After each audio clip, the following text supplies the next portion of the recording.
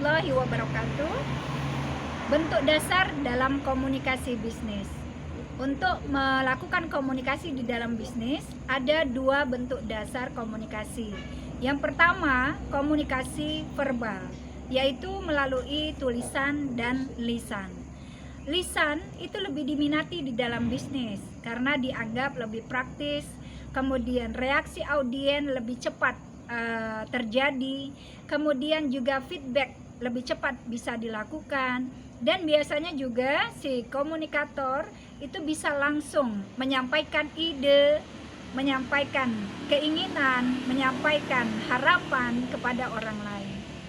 Nah, kemudian komunikasi secara tertulis itu lebih sedikit diminati di dalam bisnis, tetapi tetap tidak bisa ditinggalkan.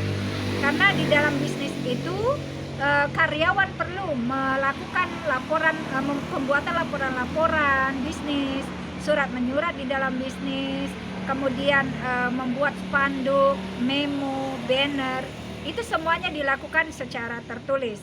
Nah, sehingga di sini walaupun diminati lebih sedikit, komunikasi tertulis di dalam bisnis tetap tidak bisa ditinggalkan. Nah, kemudian yang kedua, bentuk dasar komunikasi itu adalah komunikasi nonverbal, yaitu komunikasi dengan menggunakan isyarat atau dengan gerakan tubuh atau istilahnya body language. Jadi dengan isyarat-isyarat tertentu, jika mereka yang punya keterbatasan fisik di dalam berkomunikasi ini, maka bahasa isyarat itu akan dipelajari secara formal. Tapi ada bahasa isyarat yang memang sudah muncul secara alamiah.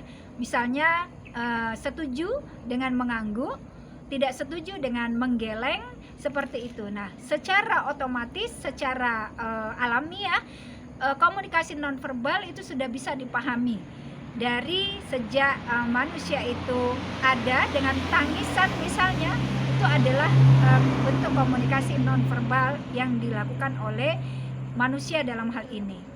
Nah, untuk karyawan itu sendiri, komunikasi verbal dan nonverbal itu dilakukan secara berbarengan atau secara bersamaan, dimana ketika kita melakukan komunikasi verbal dengan lisan khususnya, maka otomatis kita melakukan gerakan-gerakan tubuh seperti misalnya gerakan tangan.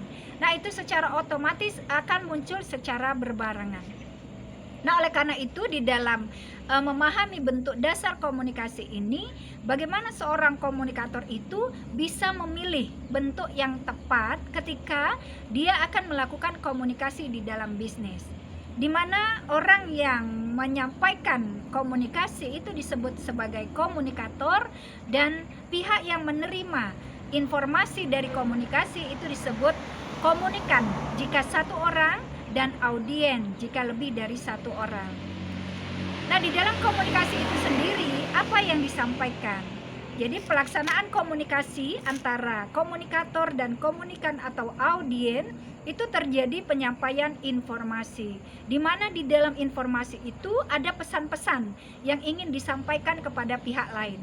Nah, bagaimana pesan ini bisa diterima dengan baik? Maka seorang komunikator sebaiknya di dalam komunikasi bisnis itu perlu melakukan perencanaan komunikasi dan perlu memahami siapa orang yang kita ajak bicara itu. Mulai dari pendidikannya apa, usianya berapa, wawasannya seperti apa, pengalamannya seperti apa. Nah, itu perlu kita pahami antara lain seperti itu. Nah, untuk apa ini kita pelajari? Agar kita menyesuaikan dengan isi pesan yang mau kita sampaikan. Nah, oleh karena itu di dalam pemilihan bentuk dasar komunikasi ini akan bisa berhasil dengan baik kalau seorang komunikator itu menetapkan media komunikasi yang tepat.